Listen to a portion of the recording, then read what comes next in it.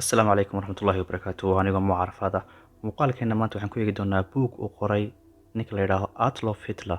Buuggan waxaa loogu magacdaray ama ugu magacdaray Mein Kampf oo la micno ah halgankaygii. Buuggan wuxuu qoray 1924 waqtigaas oo ku jiray jeel.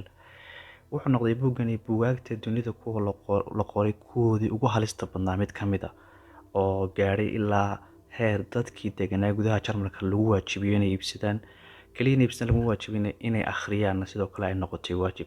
Marka muuqaalkeenan maanta oo gamnaan doona ayaan ku eegi doonaa muhiimadda buuggaasi oo xambaarsanaa. Daawasho wanaagsan. Sanadkii 1924 ayaa Adolf Hitler waxaa lagu xidhay gudaha Jarmalka markaasi oo loo xidhay in uu geystay khiyaamo qaran. Markan lagu xidhay jeelka waxaa lagu xukumay 5 sannadood. Intii uu jeelka gudihiisa ku jiray Hitler ayuu wuxuu bilaabay inuu qoro buug. Buuggan wuxuu ugu magacdaray Mein Kampf oo af Jarmal ah la micno ah af Ingiriisi ahaanna My Struggle ama Soomaali ahaan halgankaygii. Buuggan uu qoray Adolf Hitler wuxuu kaga hadlay marka hore taariikhdiisa iyo isagu qofka uu yahay ayuu ka sheekeeyay. Waxa uu kaloo buuggan xambaarsan yahay aragtida cunsuriyadda ah ee uu ka qabo dadka asal ahaan ka soo jeeda Yuhuudda. Buuggan wuxuu inta u badan xambaarsan yahay taariikhdiisa iyo aragtida xagjirnimada uu kaga soo horjeedo dadka Yuhuudda asal ahaan ka soo jeeda ee ku nool gudaha Jarmalka ama qaaradda Yurub. Buuggan labadii daabacadood ee ugu horreeyay waxaa lagu sameeyay 1925 iyo 1927.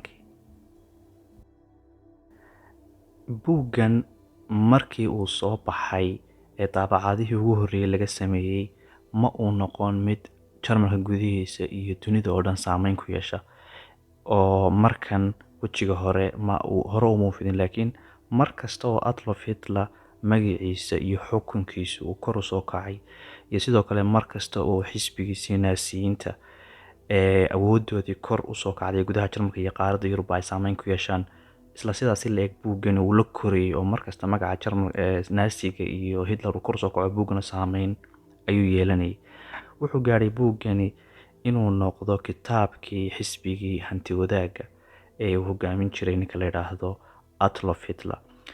Waxyaalaha cajiibka ah, xisbigii naasiyiintu markay awoodii heleen ee dalkii hogaamin siyaasaddii waxay gaadhsiiyeen in buuggani uu noqdo mid waajib ay ku tahay qof kasta oo Jarmalka gudihiisa ku nool inuu iibsado.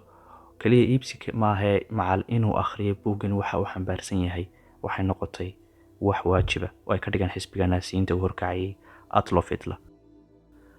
Buuggan labadii daabacadood ee ugu horreeyay ee laga sameeyay maadaama markaa uu jeel ku jiray iyo markuu ka soo baxay siyaasaddiisa xisbigu aanay talada dalka hayn, labada jeer hore daabacay number aad u badan lagama iibsan, laakiin markii ugu horreysay ee number qayr macquul laga iibsado buuggan uu suuqa si weyn u galo waxay noqotay 1939. Sanadkan waxaa iibsamay in ka badan 5 milyan oo koobi oo buuggan ah ayaa mar qura suuqa la kala iibsaday.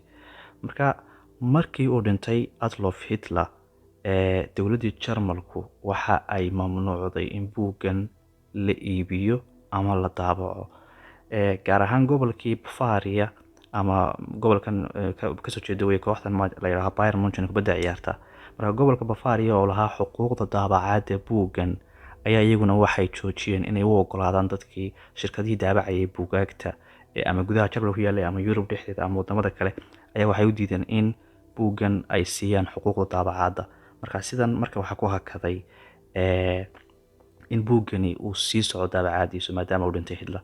Laakiin iyadoo gudaha Jarmalka dowladdiina diiday gobolkii Bavariana uu mamnuucay xuquuqdii daabacaadda, waxaa jiray daabacado kale oo wadamo kale oo ajnabi ay dad ka daabaceen wadamo Jarmalka ka baxsan micnaha laga sameeyay way jiraan copy, laakiin dowladda Jarmalka iyo gobolkaasiba waa ay diideen in buuggaasi la sii daabaco.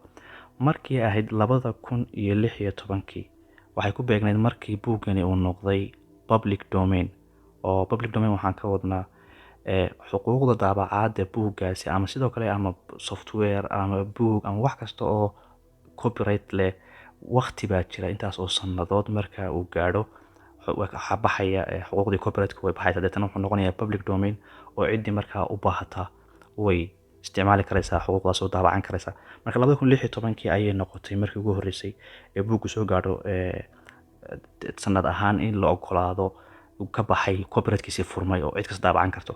Sidaadii buuggu uu u noqday public domain u noqdayba markii ugu horreysay waxaa la daabacay maalmo kadib markii saa loo furay buugga waxaa la daabacay number aan caadi ahayn oo buuggaasi deetana wuxuu noqday buuggii dunida ugu iibsiga badnaa buu noqday. markii ugu dambeysay ee buuggaasi daabacad laga sameeyay waxay ahayd 1945 oo markaasna uu ahaa buuggii ugu iibsiga badnaa best seller buu noqday, number 1 buuggii dunida la iibsaday buu noqday. markan dambe ee 2016 ee la furay xuquuqdiisii daabacadana isna wuxuu noqday buuggii adduunka loogu iibsiga badnaa. marka buuggan oo ka hadlayay aragtida cunsuriyadda ee uu aaminsanaa Adolf Hitler ee kasoo horjeeday ama ka dhanka ahayd dadka asal ahaan Yuhuudda ah iyo aragtidiisii shakhsi ahaaneed uu ku doonayay barnaamijkiisii Lebanon Islamka dadka u dhashay Jarmalku inay noqdaan ama Aryanka u bixiyaan noqon dadka dunida ugu nolosha wanaagsan. muuqaalkeena maanta intaasi ayaynu kusoo koobaynaa. waa anigoo ama carafad haddii ay tahay markii ugu horreysay channelka soo booqato waxaan ka codsanayaa channelkeena subscribe saarto, gambarelkana furato. mahadsanid.